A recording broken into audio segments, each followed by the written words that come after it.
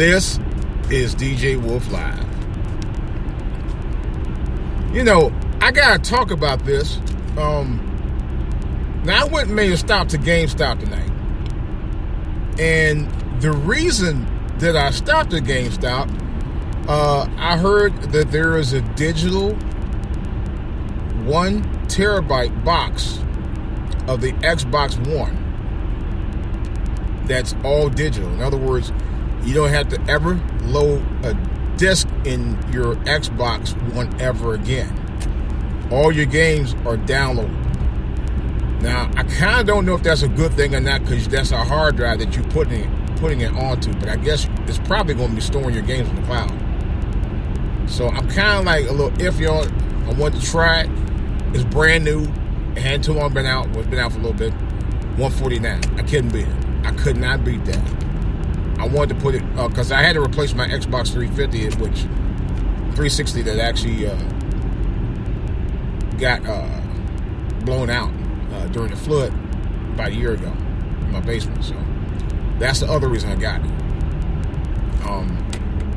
Nevertheless, though, I went on here and got it anyway. And I said, what the hell? You know? I went on here and got it.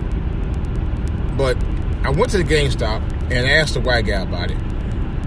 Now, usually they check the inventory right on the screen. They have an inventory. I know, because I've been going to GameStop for 20-some-odd years. I know. They usually check the inventory right on the screen, see what they have, and then they go in the back to see if they got it. But he double-checked, which is fine. He double-checked and went in the back to see what they had available. All right? So once he did that, he came back, looked over there, and scanned the price. All right, on the register. Then he said, I gotta go back and go check something else. He went back a second time. Came back again, did something else. Told me, let me go pull it out. Came back third time with it. But before he came back with the third time with it, he had me pay for it the second time after he came back out, before he brought the product out. Only white people do that to black people. Yeah. And I noticed that, because that's not the first time I went to this area where I shop sometimes. Not all the time. Sometimes when I go out to a specific store that I go out there to shop at, okay, I'll say it's Walmart. Well, this other place, GameStop, was not far from there. And I just had to notice that. It's like, this is crazy as hell. You know? This is real crazy. You know? So I'm like, really? Next thing I know, it's like, this guy really didn't want to bring it out, because he probably thought I was going to steal it. I'm like, I'm a 55-year-old man buying an Xbox One. Digital. All digital Xbox One. What the fuck make you think I'm going to steal anything at my age? You know, like I had to. And I wasn't going to. Period. Ever. Exclamation point. And why these white people out here are worse than people out here in Virginia and D.C. driving right behind your ass. So that's another whole story, but I'm going to get into that right now. Knowing he could just get in the right lane if he wants to. He's just being an asshole. Nevertheless,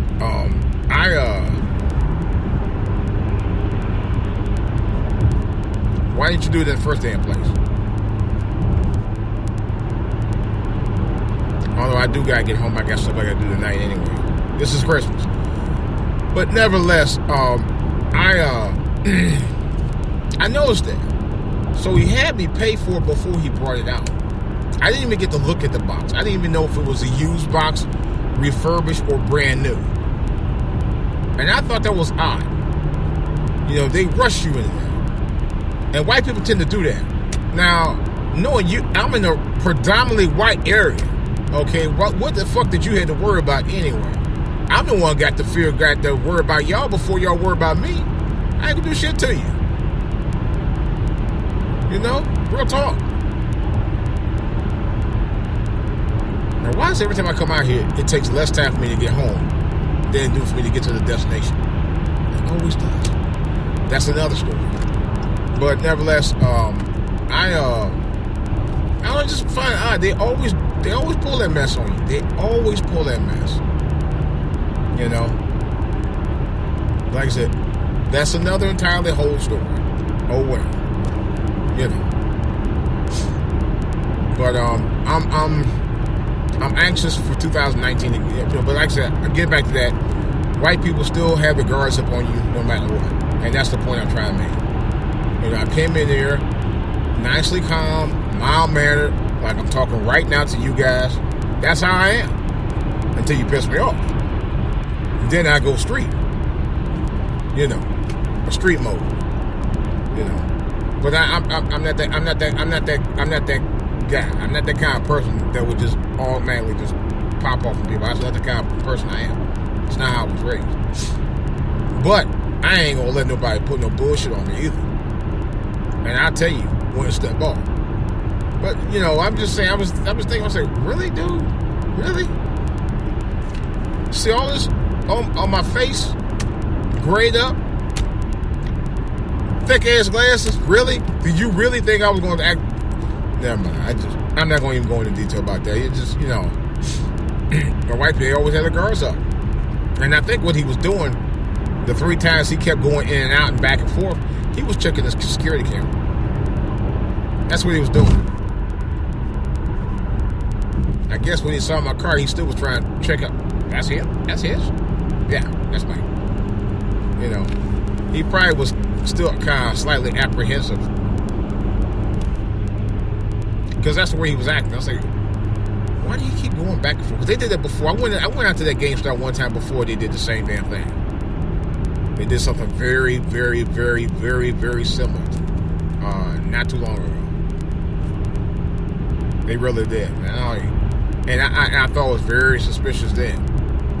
I'm like, dude, I'm just a black guy trying to make a purchase. I don't want nothing from y'all asses. Other than the purchase. That's it. If I came up with 3 deep and had on ski mask, then you might want to think about not selling too much to anybody. If anything, you might want to call the cops. But that wasn't what I was doing. I was just going to make a purchase and nothing else. But he was acting suspect. Because after all, the myth is all black people are bad and all white people are good. That's the myth that they want to teach people. And it's really sad, man. In this day and age, that people still act that way. But for us, why some people act that way is a matter of economics. Now, I'll say that because it's true. Economics is why a lot of people do a lot of the mess that they do out here. Not that I'm condoning what they do. Not by any stretch of the imagination. I ain't about that BS. Real talk. But just want to let you guys know, hey,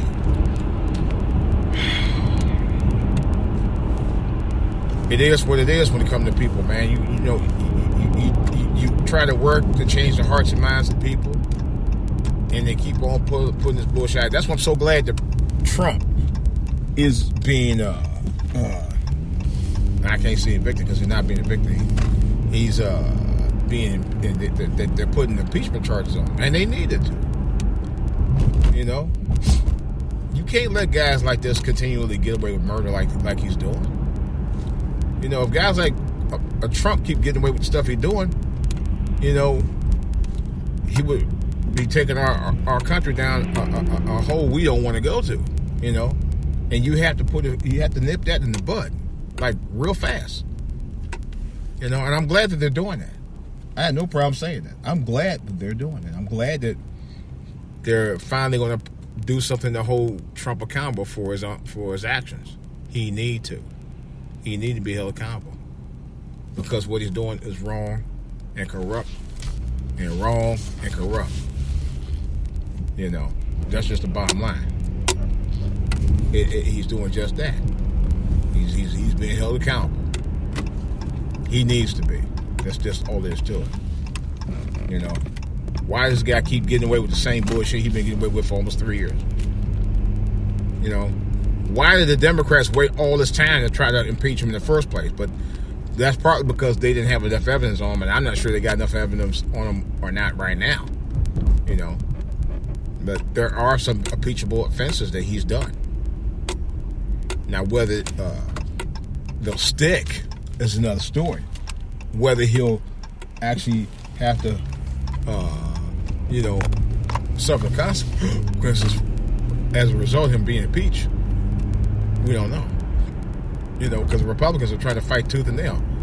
See, they know that 2020 is an election year. This is one of the reasons why they are up for the challenge to fight back, because they know a lot of their jobs are on the line. They know this.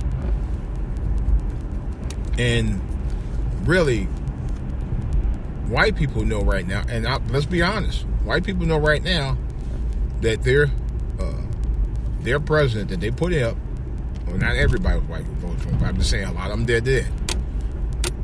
Y'all president, Trump, has been put on notice.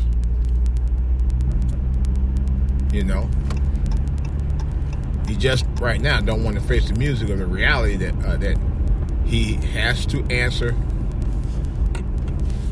to what he's been doing. He has to. That's no more than right. He was wrong for what he had been doing for the last 3 years and getting away with it.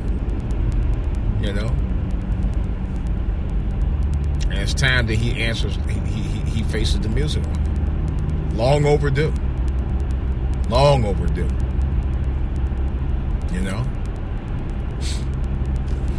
Here's the bottom line, and it's the funny thing, because every time I go out there, the white people are generally pretty friendly out there.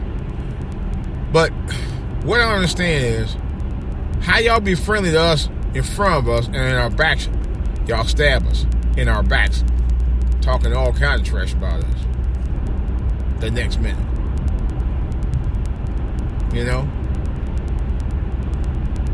I don't get it. I don't get it. It's really messed up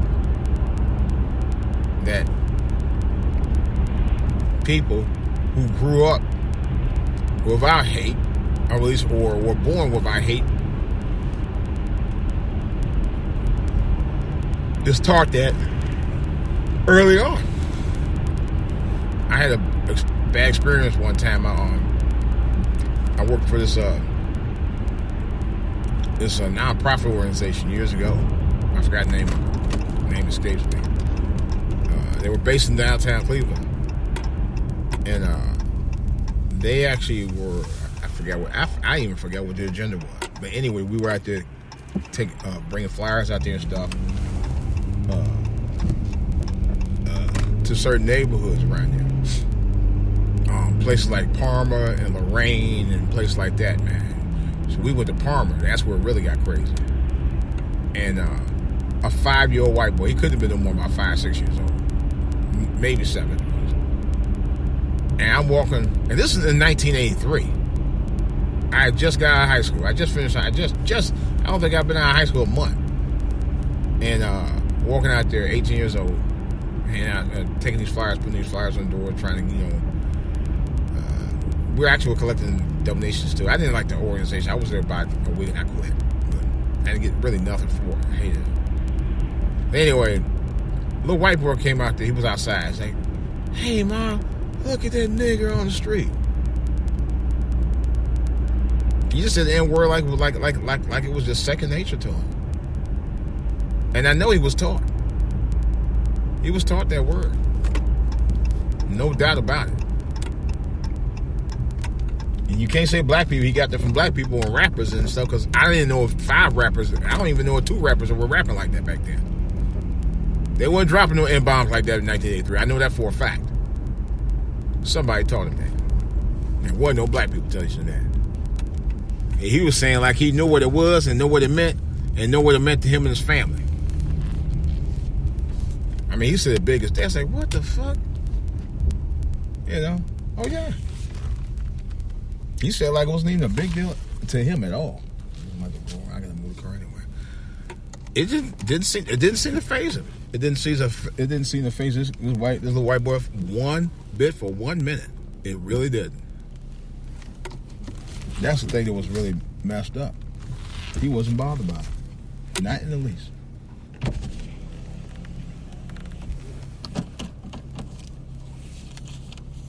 And I was like, Wow.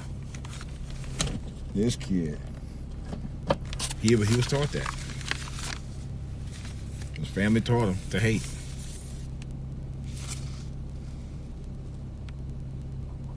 Yep, they definitely taught him to hate. So, in any case, like I said, you teach your children that, they're going to be about that. They're going to be about that bullshit. They're going to be about that hate. You know, like I said, it's more along the line of the hate that taught hate. That's why they acted. That's why he acted that way. Because his parents taught him that. His mom and daddy taught him, hey, we better than y'all. You're not. We're all the same. We're just different degrees of people. You know. That's all. That's all we are. That's all we've ever been. Different degrees of people. We're all the same now. I'll talk more about that in another podcast. This is DJ Wolf, and I'm out.